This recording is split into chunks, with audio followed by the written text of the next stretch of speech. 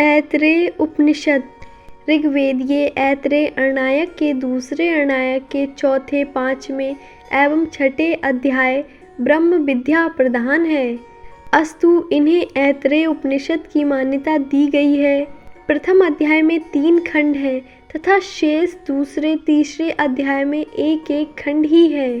प्रथम अध्याय के प्रथम खंड में परमात्मा द्वारा सृष्टि रचना का संकल्प तथा लोकपालकों की संरचना का प्रसंग, दूसरे खंड में देवताओं के लिए आवास रूप मनुष्य शरीर तथा क्षुधा पिपासा की शांति हेतु अन्नादि की रचना का प्रसंग है।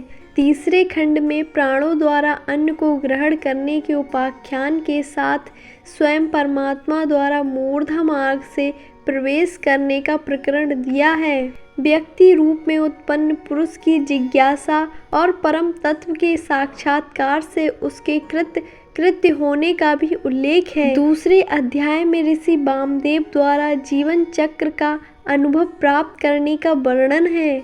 माता के गर्भ में जीव प्रवेश, उसका प्रथम जन्म, बालक रूप में बाहर आना, द्वितीय जन्म तथा मरणोत्तर योनियों में जाना, तीसरा जन्म कहा गया है। तीसरे अध्याय में उपास्य कौन है, यह प्रश्न खड़ा करके प्रज्ञान रूप परमात्मा को ही उपास्य सिद्ध किया गया है। उसे प्राप्त करके काया त्याग के बाद परम धाम अमर पद प्राप्ति का निरूपण किया गया है। ऐतरेय उपनिषद का प्रथम खंड प्रारंभ करते हैं। हे परमात्मन, मेरी वाणी मन में स्थित हो, मन वाणी में प्रतिष्ठित हो। हे परमात्मन, आप मेरे समक्ष प्रकट हो, मेरे लिए वेद का ज्ञान लाएं, मैं पूर्व श्रुत ज्ञान को विस्मृत न करूं। इस स्वाध्यायशील प्रवृत्ति में मैं दिन और रात्रियों को एक कर दूं। मेरा स्वाध्याय सतत चलता रहे, मैं सदैव ऋत और सत्य बोलूँगा।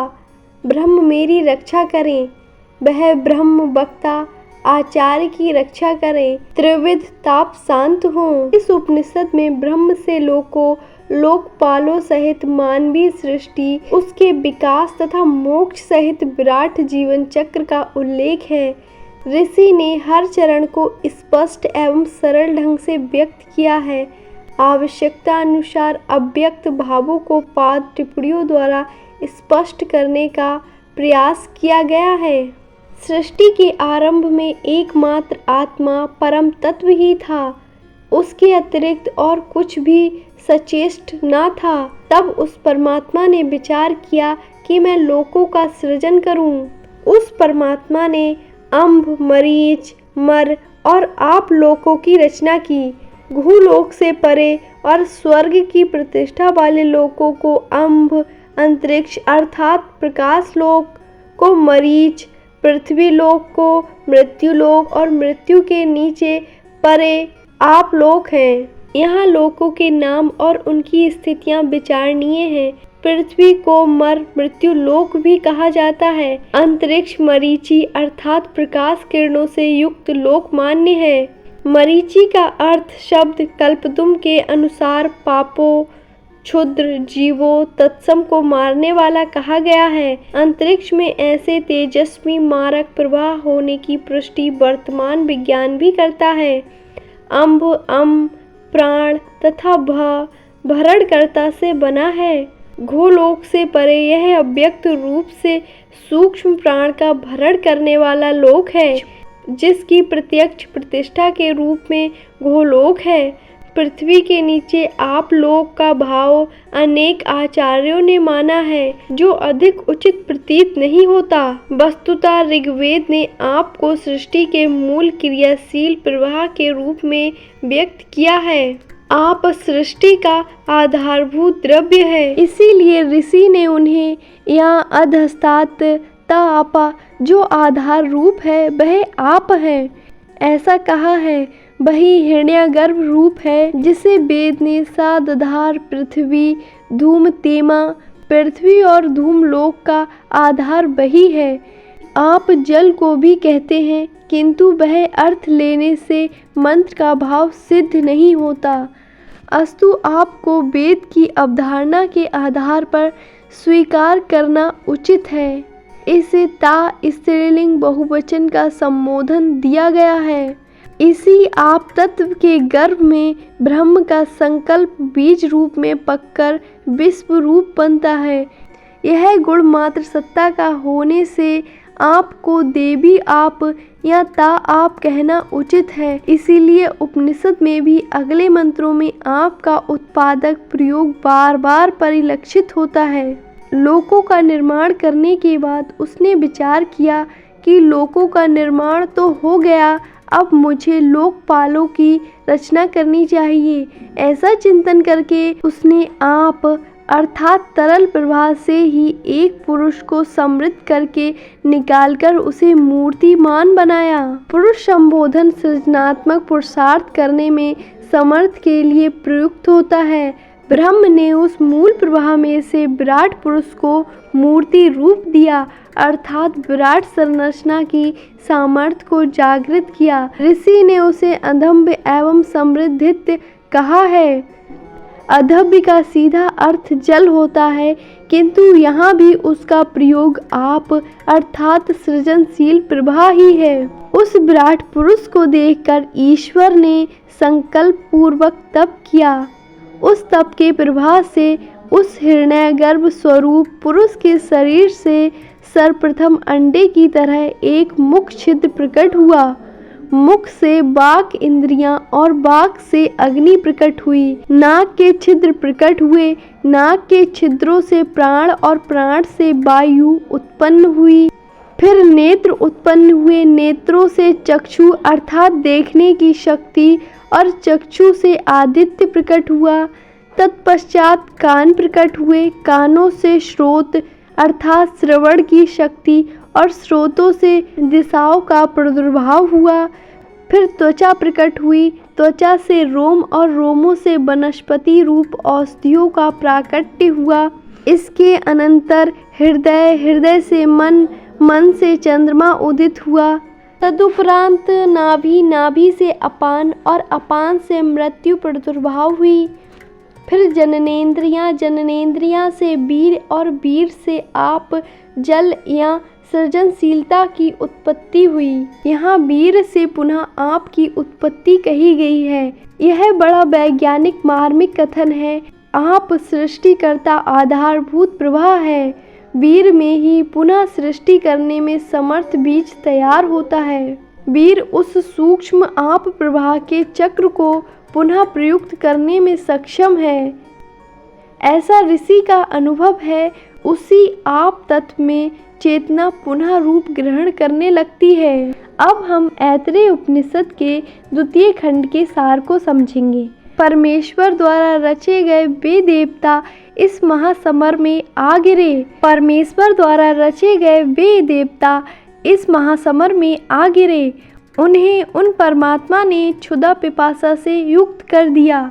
तब उन देवों ने परमेश्वर से याचना की कि हमारे लिए कोई आश्रय स्थल विनिर्मित कीजिए, जिससे हम अपना अपना आहार ग्रहण कर सकें। देवताओं द्वारा ऐसा कहने पर ईश्वर ने उनके लिए गौ शरीर का निर्माण किया। उन्होंने कहा यह हमारे लिए पर्याप्त नहीं है। तब ईश्वर ने अश्व शरीर बनाया।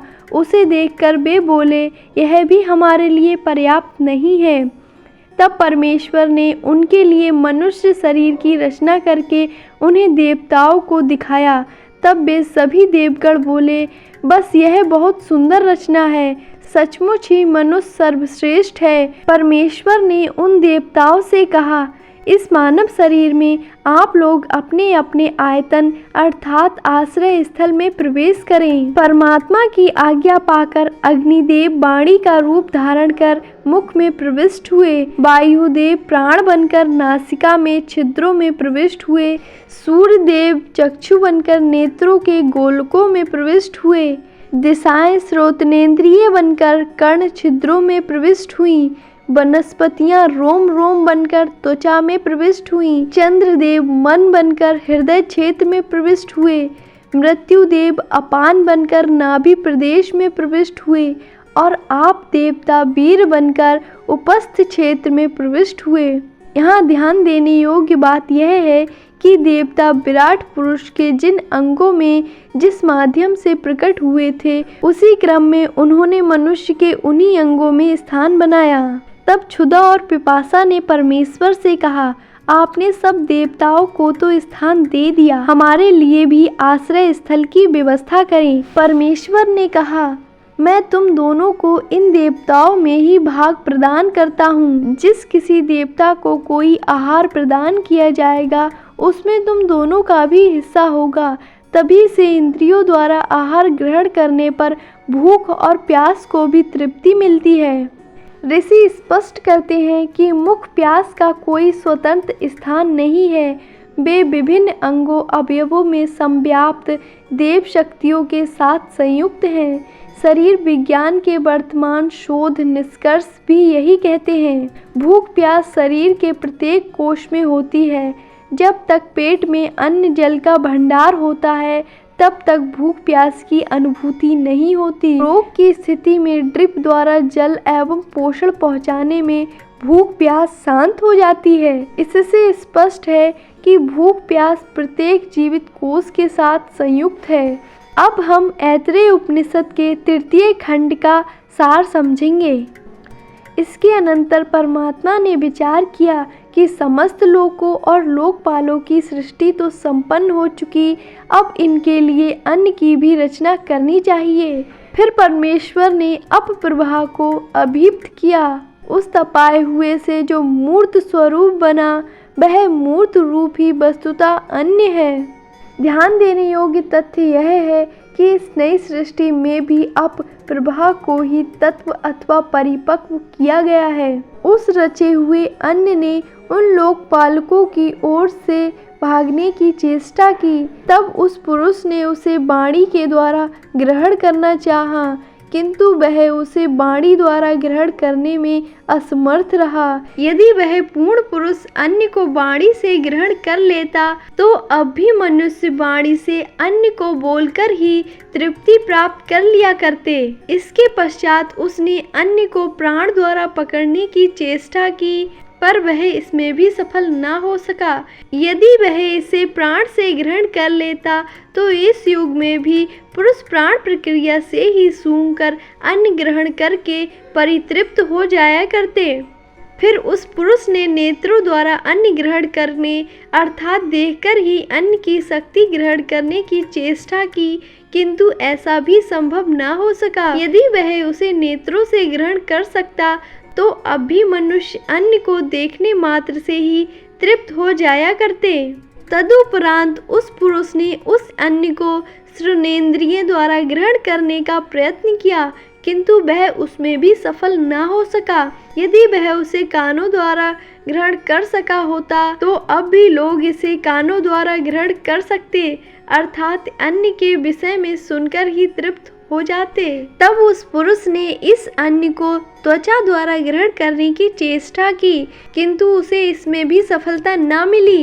यदि वह उस समय त्वचा द्वारा अन्न को पकड़ने अर्थात ग्रहण करने में सफल हो गया होता, तो अब भी लोग इसे छू लेने मात्र से ही परितृप्त हो जाते। तदंतर उस पुरुष ने उसको मन द्वारा प्राप्त करने की चेष्टा की, लेकिन उसे इसमें भी सफलता नहीं मिली।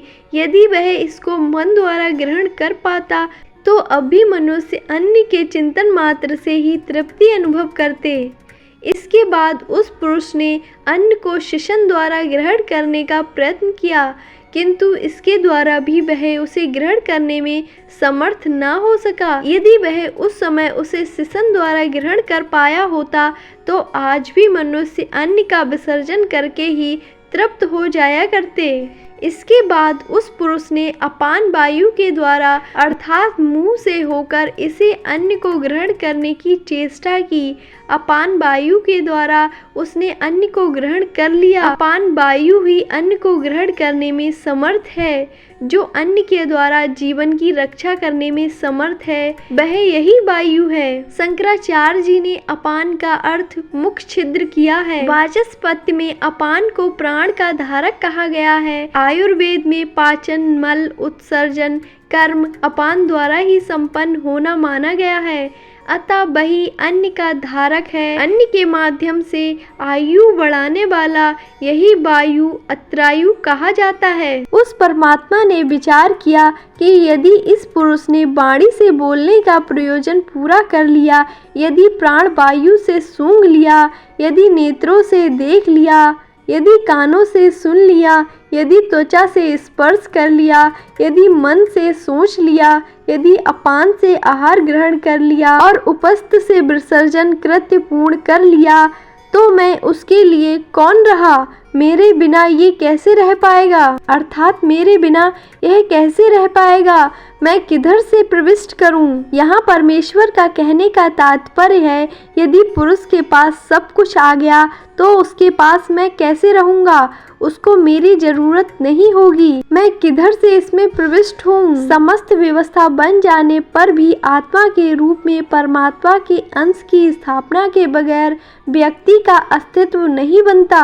फिर मैं कौन हूँ? का उत्तर मैं वही आत्म तत्व हूँ। यह तथ्य इस प्रकरण से सिद्ध होता है। वह परमात्मा मानव शरीर की सीमा मूर्धा ब्रह्मरंध्र को विदीर्ण करके चीर कर उसमें प्रविष्ट हो गया। विदीर्ण करके जाने के कारण इस द्वार को विदृत नाम से जाना जाता है। यह विदृत नामक द्वार आनंद प्रद अर्थात आनंद स्वरूप परमात्मा की प्राप्ति कराने वाला है। उस परमेश्वर के 3 आश्रय स्थल और 3 स्वप्न हैं। उसका यही आवास स्थल है, यही आवास स्थल है, यही आवास स्थल है, यही वह स्थल है। यह बात 3 बार कही गई है। बात पर बल देने के लिए त्रिवाचा कहने की परंपरा है, अर्थात यह देह निश्चित रूप से उस परमात्मा का आवास है। अन्य भाव यह है कि शरीर में 3 स्वचलित तंत्र 3 ग्रंथियों में आत्मा का सीधा नियंत्रण कहा जा सकता है। वे हैं मस्तिष्क में सहस्त्रार्थ, हृदय तथा नाभि ग्रंथि अथवा शरीर, ब्रह्मांड, परम व्योम। इन 3 स्थानों को उसके स्थान तथा स्थूल, सूक्ष्म एवं कारण स्वरूपों को अथवा सृजन, पालक, परिवर्तन को उसके 3 स्वप्न कहा जाता है। मानव शरीर में प्रकट उस पुरुष ने भूतों अर्थात सृष्टि को चारों ओर से देखा और यह कहा कि मेरे अतिरिक्त यहाँ दूसरा कौन है। मैंने इसे भली भांति देखकर यह बोध प्राप्त कर लिया कि यह परम पुरुष पर ब्रह्मा ही है। मनुष्य देह में उत्पन्न हुए उस पुरुष ने पर ब्रह्मा परमेश्वर का पूर्ण वर्णित रीति से साक्षात्कार कर लिया। उस व्युत्पत्ति के आधार पर ही इस नाम का इंद्रद है, परंतु लोग उसे इंद्र कहकर ही संबोधित करते हैं, क्योंकि देवगण परोक्ष प्रिय होते हैं। देवगण परोक्ष प्रिय होते हैं। मित्रों, ऐत्रेय उपनिषद यहीं पर समाप्त होता है। अगर आपको यह उपनिषद सार अच्छा लगा तो वीडियो को लाइक करें और चैनल को सब्सक्राइब करें। धन्यवाद।